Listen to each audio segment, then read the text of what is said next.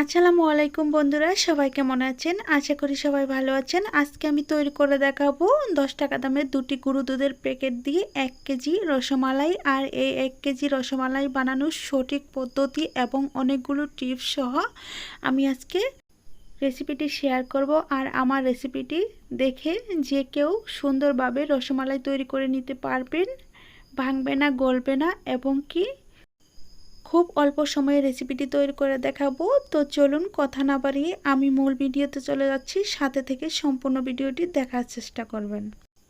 আজকে রসমালাই তৈরি করার জন্য আমি এখানে নর্মাল রুম টেম্পারেচারে একটা ডিম নিয়েছি। ডিমটাকে আমি ফেটিয়ে নিচ্ছি। আপনারা যদি ফ্রিজ থেকে ডিমটা বের করেন তাহলে আধা ঘন্টা আগেই বের করে নর্মাল রুম টেম্পারেচারে করে নেবেন, এতে করে ডিমটা দিয়ে মিষ্টিটা অনেক সুন্দর হবে। তো দেখেন আমি একটা কাঁটা চামচের সাহায্যে ডিমটাকে ভালোভাবে ফেটিয়ে নিচ্ছি। ফেটিয়ে নেওয়া হয়ে গেলে আমি এটাকে একটা সাইড করে রেখে তারপর আমি প্যাকেট গুঁড়ো দুধগুলো দেখিয়ে দিচ্ছি। তো এটা আমি একটা সাইড করে রেখে দিচ্ছি। তারপর চলে আসলাম দুইটা গুঁড়ো দুধের প্যাকেট নিয়ে। এটা 10 টাকা দামের গুঁড়ো দুধের প্যাকেট। এটা প্রাণ ব্র্যান্ডের দুধ। আপনারা চাইলে ডানো ব্র্যান্ড অথবা অন্য যে কোনো ব্র্যান্ডের দুধ দিয়ে তৈরি করে নিতে পারবেন। অবশ্যই ফুল ক্রিম কিনা দেখে নেবেন। আমি দুধের প্যাকেটের মুখ কেটে নিয়ে সম্পূর্ণ দুধ ঢেলে নিয়েছি। নেওয়ার পর এখানে দিয়ে দিচ্ছি হাফ টেবিল চামচ বেকিং পাউডার আর 1 টেবিল চামচ ঘি। ঘি দেওয়া হয়ে গেলে এগুলোকে আমি দুধ আর ঘিয়ের সাথে ভালোভাবে ময়াম দিয়ে নিব। ময়াম দিয়ে নিলে ডোটা অনেকটা সুন্দর হবে আর মিষ্টিগুলো খুব ভালো হবে আর স্মুথ হবে। তো দেখেন আমার ময়াম দেওয়া হয়ে গেছে। এখন আমি ফেটিয়ে রাখা ডিমটা দিয়ে একটা সুন্দর ডো তৈরি করে নেব।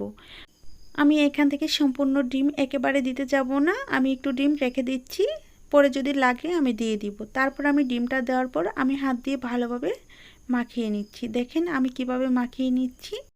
খুব আলতো হাতে এই কাজটা করে নিতে হবে, একেবারে বেশি ডলাডলি করা যাবে না, এতে করে মিষ্টি ডোটা ভালো হবে না। দেখেন আমি আস্তে আস্তে করে ডোটা তৈরি করে নিচ্ছি।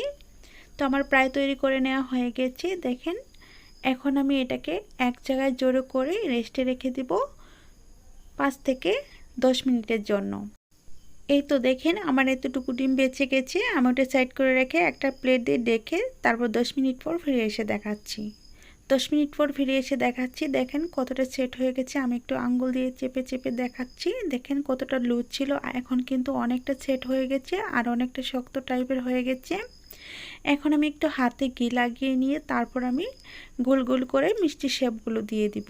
আর হাতে ঘি লাগিয়ে নেওয়ার কারণে হাতে কিন্তু মিষ্টি বানানোর সময় এক্সট্রা কোনো ডো লাগবে না, তার জন্য অবশ্যই ঘি মাখিয়ে নেবেন অথবা তেল। দেখেন আমি হাতের তালুর সাহায্যে একটা গোল আকারে মিষ্টি করে নিলাম। আমি আরেকটা মিষ্টি দেখিয়ে দিচ্ছি কিভাবে বানিয়ে নিচ্ছি। একটু হাতের আঙুলের সাহায্যে চেপে চেপে প্রথম গোল করে নিতে হবে, তারপর হাতের তালুতে ঘুরিয়ে ঘুরিয়ে গোল একটা বলের মতো করে নিতে হবে। ঠিক এইভাবে বানানোর চেষ্টা করবেন, দেখবেন মিষ্টিগুলোর গায়ে কোনো ফাটল সৃষ্টি হবে না। ঠিক একইভাবে আমি সবগুলো মিষ্টি বানিয়ে নিয়ে তারপর ফিরে এসে দেখাচ্ছি সবগুলো মিষ্টি বানানোর পর কেমন হয়েছে।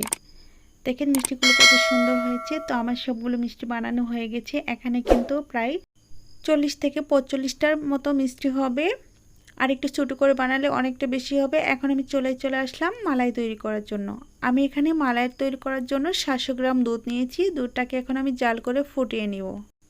আপনারা চাইলে দুধের পরিমাণটা আরেকটু বাড়িয়ে নিতে পারেন। অবশ্যই একটা বিষয় খেয়াল রাখার চেষ্টা করবেন, দুধটা কিন্তু একেবারে ঘন করা যাবে না, এতে করে মিষ্টিগুলো সিদ্ধ হবে না। এখন আমি নেড়ে চেড়ে বলক তুলে নিব।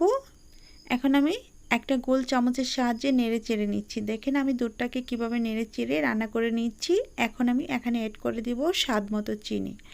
আপনারা যেভাবে মিষ্টি খাবারটা পছন্দ করেন ঠিক সেভাবে চিনিটা দিয়ে দিবেন। আর আপনারা যদি ডিমের কাঁচা গন্ধ বা ডিমের গন্ধ চলে যাওয়ার জন্য কিছু দিতে চান, এখানে আপনারা এলাচ গুঁড়ো অথবা ভ্যানিলা দিতে পারেন। আমি এখানে এলাচ দিচ্ছি না, কারণ এলাচের ফ্লেভারটা অনেকটা স্ট্রং, আমার কাছে অনেক স্ট্রং লাগে, তার জন্য আমি এটাকে স্কিপ করছি। দেখেন চিনিটা দেওয়ার পর আমি নেড়ে চেড়ে মিশিয়ে নিচ্ছি। মিশিয়ে নেওয়া হয়ে গেলে এখানে বানিয়ে রাখা মিষ্টিগুলো দিয়ে দিচ্ছি। দিয়ে দেওয়া হয়ে গেলে সঙ্গে সঙ্গে ডেকে দিবেন না, এতে করে মিষ্টিগুলো ভেঙে যাওয়ার চান্স থাকে বেশি। অনেকেই মিষ্টি দেওয়ার সাথে সাথেই ডেকে দেয়, তার জন্য মিষ্টিগুলো ভেঙে যায়। এই ভুলটা করলে সবার মিষ্টি ভেঙে যাবে। আমি তার জন্য এভাবে ঘুরিয়ে ঘুরিয়ে নেড়ে চেড়ে আরও 3 থেকে 4 মিনিট রান্না করে নিব। দেখবেন একটা মিষ্টির গায়েও কোনো ভাঙন সৃষ্টি হবে না।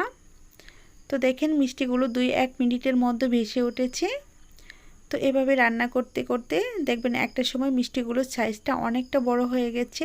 দেখে নিশ্চয়ই বুঝতে পারছেন এখন মিষ্টিগুলো কত বড় বড় হয়ে গেছে। আমি একটু মিষ্টিগুলো চামচে তুলে দেখাচ্ছি মিষ্টিগুলো কত বড় হয়েছে, একটু দেখে নেন। আর মিষ্টিগুলো কিন্তু কোনো রকম ভাঙন সৃষ্টি হয়নি।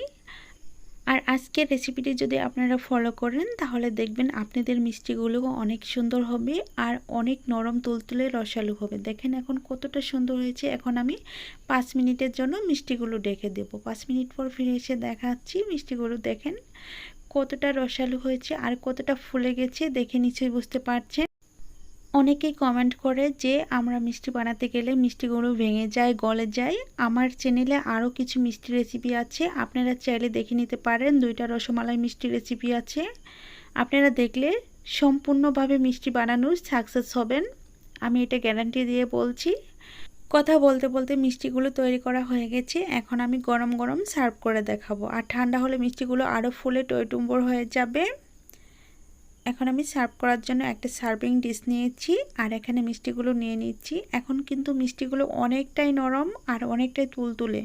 আর যখন এগুলো ঠান্ডা করে রসে ডুবিয়ে রাখবেন তখন দেখবেন মিষ্টিগুলো একদম ফুলে রসে টসটস হয়ে গেছে। এখানে 2 প্যাকেট গরুর দুধ দিয়ে 1 কেজি রসমালাই হয়েছে। আপনারা চাইলে মেপে নিতে পারেন, একদম 1 কেজি পুরোপুরি হবে। তো দেখেন আমার রসমালাইটা তৈরি করা হয়ে গেছে। এখন আমি একটু কাছ থেকে দেখিয়ে দিচ্ছি রসমালাইগুলো কতটা সুন্দর হয়েছে, একটুও ভাঙেনি, একটুও গলেনি। এখন আমি একটা রসমালাই কেটে দেখাচ্ছি, তার সাথে বলছি যদি আমার রেসিপিটি ভালো লেগে থাকে প্লিজ দয়া করে আমার চ্যানেলটি সাবস্ক্রাইব করে দিবেন আর পাশে থাকা বেল বাটনটি অন করে রাখবেন আমার চ্যানেলে ভিডিও সবার আগে পাওয়ার জন্য। আর আপনাদের একটা লাইকে আরও 5 জনের কাছে ভিডিওটা পৌঁছিয়ে দিতে সাহায্য করে অবশ্যই আমাদের পাশে থাকার চেষ্টা করবেন, এতে করে আমরা আরও ভিডিও বানানোর উৎসাহ পাবো। আজকের রেসিপিটি কেমন হয়েছিল কমেন্টে জানিয়ে দিবেন। আর আজ এ পর্যন্তই, ভালো থাকবেন, সুস্থ থাকবেন এই বলে বিদায় নিচ্ছি। খোদা হাফেজ।